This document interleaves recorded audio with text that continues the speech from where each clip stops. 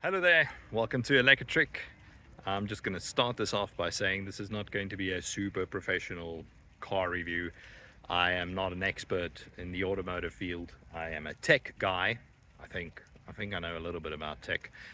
This is just going to be about the owner's experience and driving with a car for a year that we actually bought.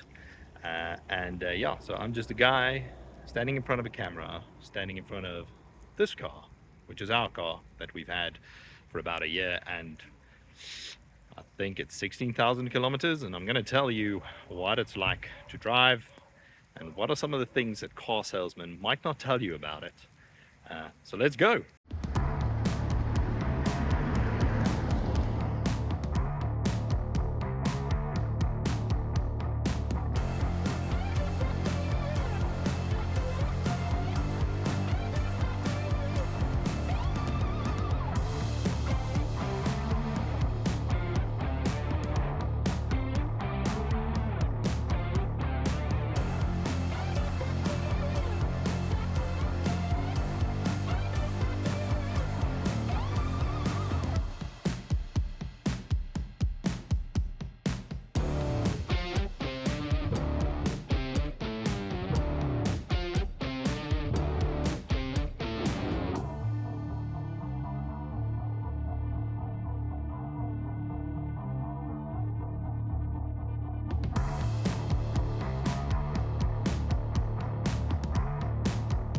So what exactly is this thing? It's the GWM Great Wall Motor Ora 03. It's known as the Good Cat in its home country of China, and it was briefly sold as the Funky Cat in some international markets before someone allegedly had a trademark issue, but we won't get into that. So it's now just called the Ora 03. It's a fully electric premium hatchback, I'd say. That's a good way to describe it. This one has got a 63 kilowatt hour battery pack. Okay, thank you very much for the punchline there. And it's capable of doing about 400 kilometers on a single charge in the city and 300 kilometers when you're traveling long distances. That, of course, is one thing with electric cars, is long distance range tends to be worse than short distance because you've got less braking and less regen. And lots of wind resistance. So in terms of a design, I do like the design. It can be a bit divisive. It certainly does turn heads. That's the one thing that's true. I've seen many people look at us, turn their heads, and literally. It's got a rather unusual design, especially compared to some of the other Chinese models and the Chinese electric cars coming to South Africa. And it takes some design cues from a number of brands. Some people say it looks like a VW Beetle, and others say it looks like an upright Porsche, which sort of makes sense because I believe there's a designer that was previously at Porsche that worked on this. But there's also those that think it resembles a Mini, especially those headlights, and I'll just move on to them real quick. And that actually makes a lot of sense because it turns out that GWM has got a partnership with BMW Group, which owns Mini, and they're allowed to use some of the elements on the Mini in their cars, and GWM provides the platform for Mini's latest electric cars, electric hatchbacks.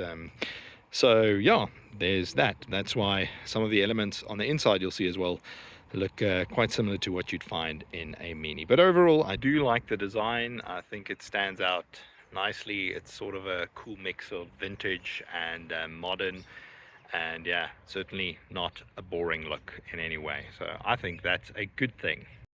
Now we specifically have a GT version of the car, and it's got these pieces of plastic that are sort of like carbon fiber looking, and I don't think it's real carbon fiber. I think real carbon fiber would be too expensive to include in a car at this price point. And yeah, it's around the wheels as well, as you might have seen in the walk around. You also got the GT badging over here with red, and over there And then here on the spoiler, but it's important to highlight that this is purely a aesthetic. The 400 ultra luxury models have pretty much all the same features as this model. So yeah, pretty cool. But I just got this model because it was available at a really good price. The regular 300 and 400 models also look really nice. I've overlaid this with what one of them looks like. All right, without further ado, let's step inside and see what it looks like. So it's got a proximity detection if you've got the key in your pocket, which I do have at the moment. The electronically closing mirrors, folding mirrors. So to open it up, it doesn't open automatically like some cars do. And it doesn't close automatically when you walk away. You have to put your hand in here. There we go. And it's opened up. And if you want to close it, you just hit that square rectangle thing. This is if you want to use the physical key. If your key fob's battery is not working or the key is not being detected wirelessly for some reason, you can take this off, and then there's a key inside the fob itself. Now the fob I've got at the moment has got a cover on it, which is pretty cool. I bought this on AliExpress and I think it looks way better than the original key. All right, now let's step inside properly. Open up. So our interior is black and red, but there is like a light cream interior as well with some green, and there's a few variations. I think just like a plain black one as well without the extra coloring. And I have to say, this is one of my favorite things about this car. What's really cool is it's got good finishes and high quality finishes. This is really soft material over here, soft material over here. It only starts getting a bit cheaper down here, but I honestly don't know why it's such a big deal to car reviewers, the hard plastics, because it's not really something you touch that often. But then again, it might cause some extra rattling when you're driving, so that's understandable. But in this car, barely noticeable. Okay, and then we'll just do a little swoop through here just to show what it looks like. At the moment, I've got the sunroof open, so the luxury models have got the sunroof as well. And yeah, it's pretty spacious in here, which is something I really like. So I'm going to get in now into one of these very comfortable seats. They're also perforated for some cooling in there, not heated in South Africa, and in some markets the steering wheel is also heated, but these seats are very comfortable, and they are electrically adjustable with memory. You want to take them down, yeah, you can do that. Both sides electrically adjustable, which is pretty cool. So let's get inside and experience things from in here. So just for your reference, I'm about 1.82 meters. I don't know what that is in American freedom units. Kill me. But I've got loads of headroom. I think many people will be very comfortable in here, and I'm quite high up on the seat. I prefer to sit quite high up, even though this car is like sort of like a sporty hatch feel. I prefer to have a good view outside. This is the view from the driver's side. You've got your digital instrument cluster over there, then you've got your infotainment display over there, pretty much for changing all of your settings, apart from a few things that you can do with buttons. You've got these 5 buttons over here, and then you've got your gear selector over here, and it's pretty easy to switch gears. All you have to do to get the car started is you press down on the brake. Look at my hobbit feet over there, and then you just turn this. So if you want to go into neutral or drive, there you just go like this. Very easy. It can be a bit difficult at first to figure out exactly when you've switched gears, but fortunately it's also shown up here on the instrument cluster, which I find contains pretty much everything you need to know while you're driving.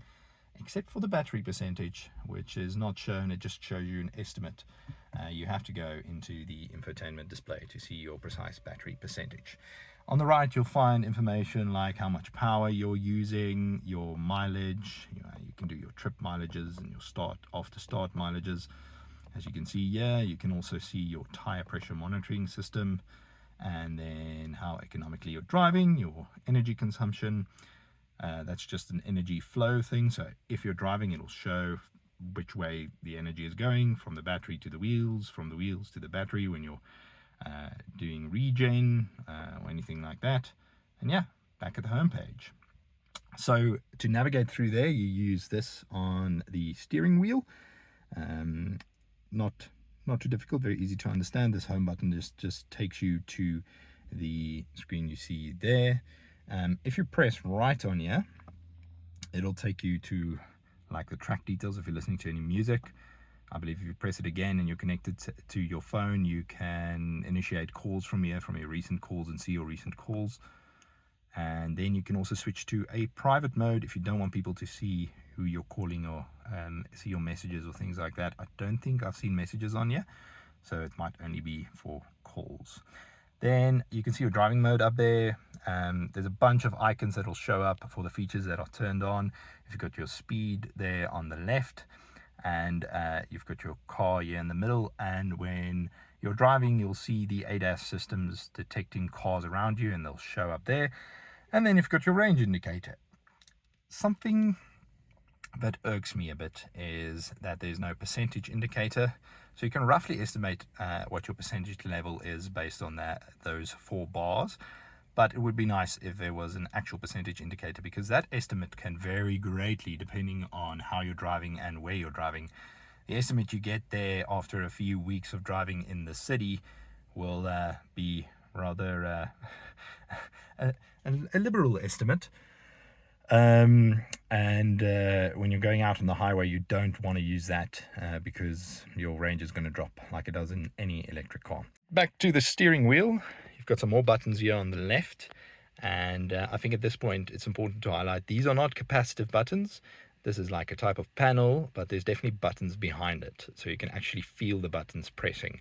It's not like some of those really crappy ones that people are not happy with in cars like the Volkswagen ID models, the first ones. People really didn't like, and I think even some petrol-based models that had that feature. So yeah, cool that that's not a thing here. So you've got your back, your skip or next, volume up, volume down, play, pause, mute, and then yeah, this is a shortcut button. There's also one on the other side which I didn't elaborate on over there. And then you've got your voice assistant thing. But here's another problem that I'll get into a bit later with this. This will only activate your Google Assistant or Siri, depending on whether you use Android Auto or Apple CarPlay. There is no native voice assistant in this car, which is one of my small gripes with it. Okay, your stalks, nothing too fancy or interesting there. Your controls for the adaptive cruise control are over there. There you go, wipers and stuff. And that's pretty much it. Down here, you've got some more buttons. That is for switching your driving mode between Eco, Normal, Sport, and Auto. And then you've got your height adjustment for the headlights. You've got a button for opening up the boot, which has got a electric tailgate. Bit of overkill for a hatchback, but whatever.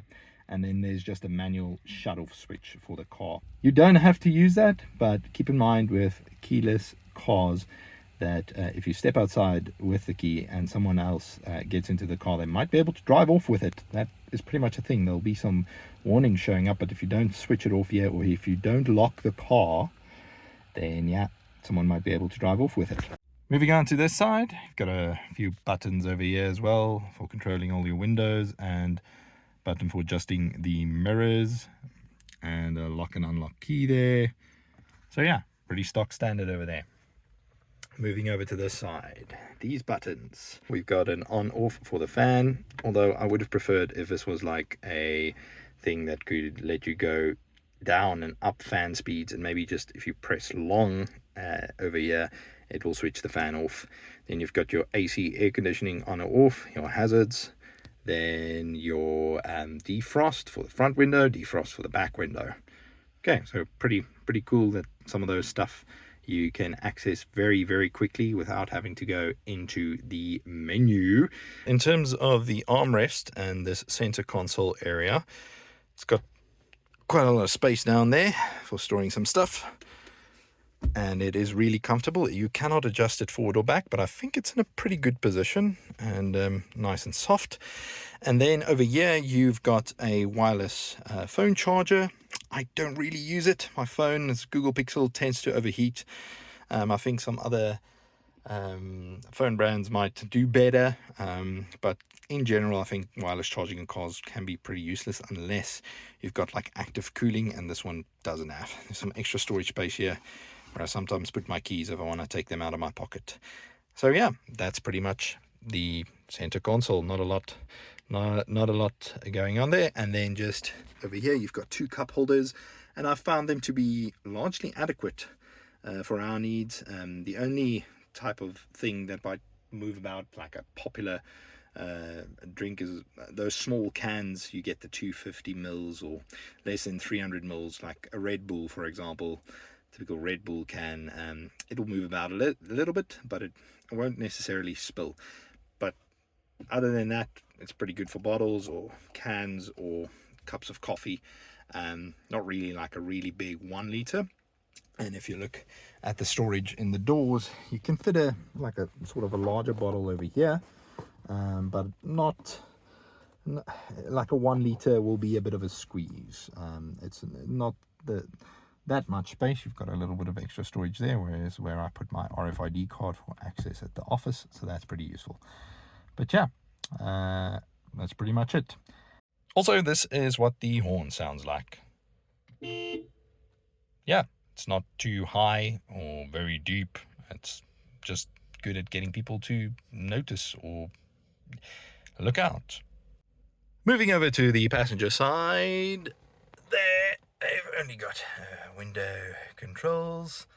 Yeah, and that's the only button over there. Just on the other side of a seat, they can electrically adjust it as well. Then you've got your glove box over here, your cubby hole. It's got enough space. I wouldn't say it is particularly big, but it's also not on the smallest side either. I've got a cloth over here, and then an emergency medical aid kit, and then the car's manual. It is pretty common for these cars not to come with a service book or a book of life, as they call it. This one doesn't have one. Everything is electronically stored at GWM.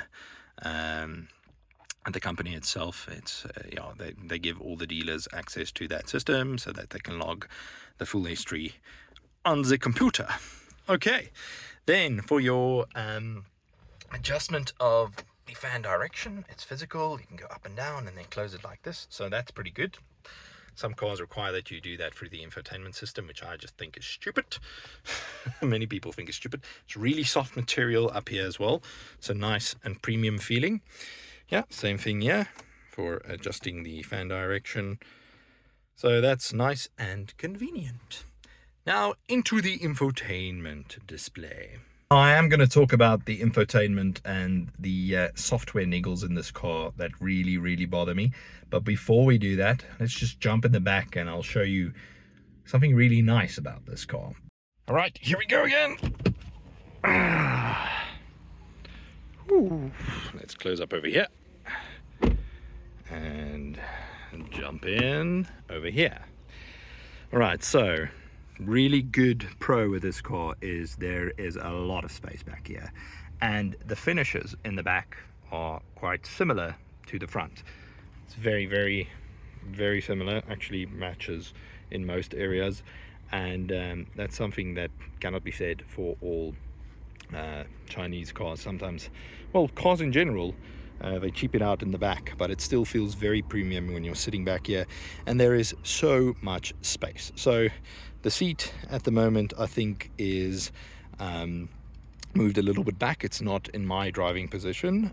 I would actually sit a little bit forward, and keep in mind I'm like 1.82 meters. I've got sort of long legs, and if I get in here, this is how much space I have. So it really is not bad, and it's super comfortable when you're sitting here. I've had some really big adults in the back of this car, and they've said it is really roomy back here. Oh, just a nice view of the front again, and there you go, the sunroof.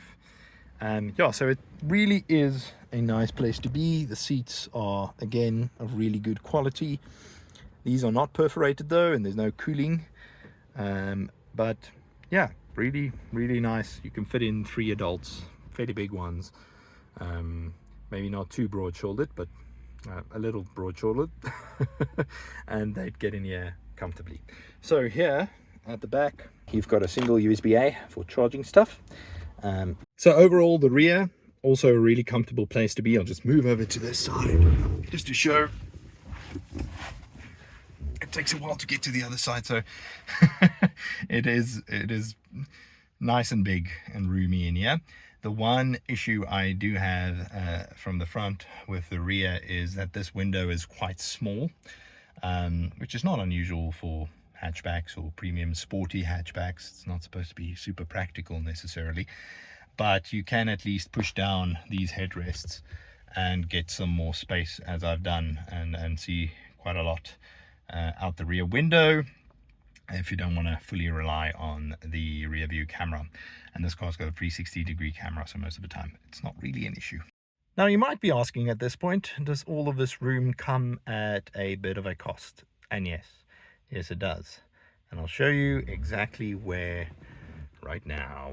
Let's step outside and move towards the boot, which I think you can barely call one, because that is probably one of the weakest features of this car in terms of practicality. So pretty cool. It does have like a kick feature where you can kick to activate and have the boot open, and now it will, revealing just over 200 liters of space. So yeah, it really is small in here, and it might look bigger from the outside because of this bulge over here. You think, hey, you've got lots of space, but there's a lot of space being wasted here. You've got this padding here, which I think is for protecting the electronics and some sound insulation, but that just feels like a lot of wasted space that you could have used in here. And what I've often found is that if you put something in here, you have to pack it very carefully to fit like a big bag.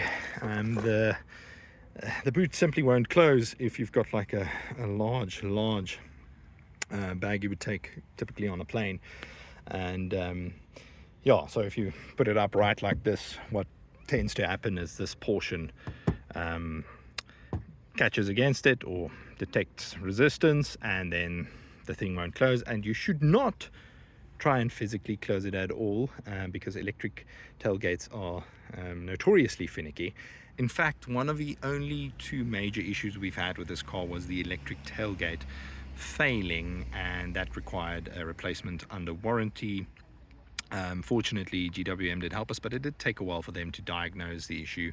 I think they also consulted with teams in China to figure out what the problem was, and I think it cost in the region of 10,000 to 12,000 Rand to replace, but it was replaced under warranty. And apparently it's a fairly common issue with the electric tailgates on this model, that they do have some problems. Moving back to the boot itself, this is a very cute little cover that is practically useless because you can't really see much in through that window. So yeah, no strings on there either, so it doesn't lift, but really not necessary, to be completely honest. There we go, now it's in there. Okay, taking out this little tripod. Down here you've got some more storage space, and in this model we've got a tire repair kit and some emergency equipment. Yeah, and that's pretty much it. No spare tire, not even a donut. Now there are some newer models, I believe Thai-made models, that do come with a spare tire. I'm not sure if it's a full-size one, but yeah, it's not great driving in South Africa with all these potholes and you don't have a spare tire. So we actually bought a wheel and a tire that we keep in home, and if we go on very long trips, then we take that along. We also got some jumper cables over here, and your jack and everything you need. Yeah, and for towing as well. So a little bit of extra space there, but not very useful for things other than stuff you'd need in an emergency.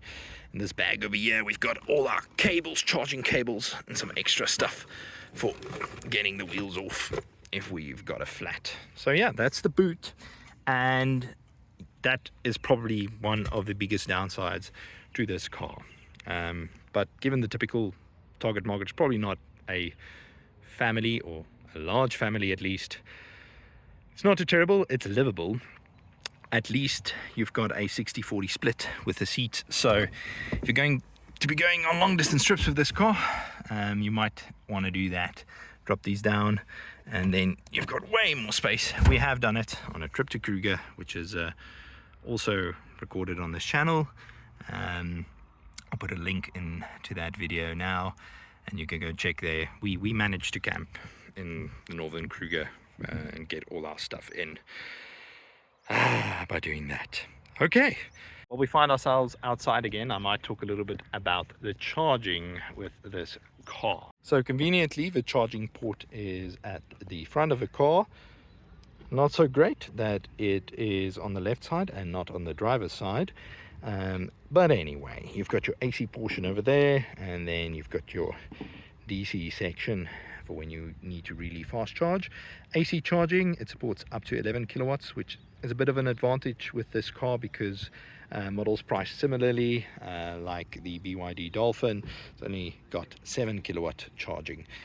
In terms of DC speeds, the maximum speed you're going to get 63 or 64 kilowatts, which is a bit slow by today's standards.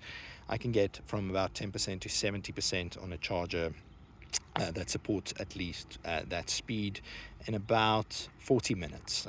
Getting a 90% charge takes roughly 50 minutes to an hour. And that's pretty much that in terms of charging. Now let's hop back into the car and complain about the infotainment system. Now, a lot has been said about putting stuff in screens in cars and how unsafe it can be. Now, I've got sort of mixed feelings when it comes to the Ora infotainment system. It's not terrible, but it can be so much better. And I think what frustrates me most is it can be better with just a few simple tweaks, really. So the first real issue you have is when you're using Android Auto or Apple CarPlay, which is common with this model, especially in countries that don't have built-in navigation, like in South Africa. You'll see if I press this, it'll actually go there, and then map of the area is not available. And this is because these cars don't have the built-in connectivity that you need for navigation and like native online services. Now, this is not only a problem in South Africa, it's also an issue in other Southern Hemisphere countries, including Australia, New Zealand, and Brazil, at least for models released up to mid-2025.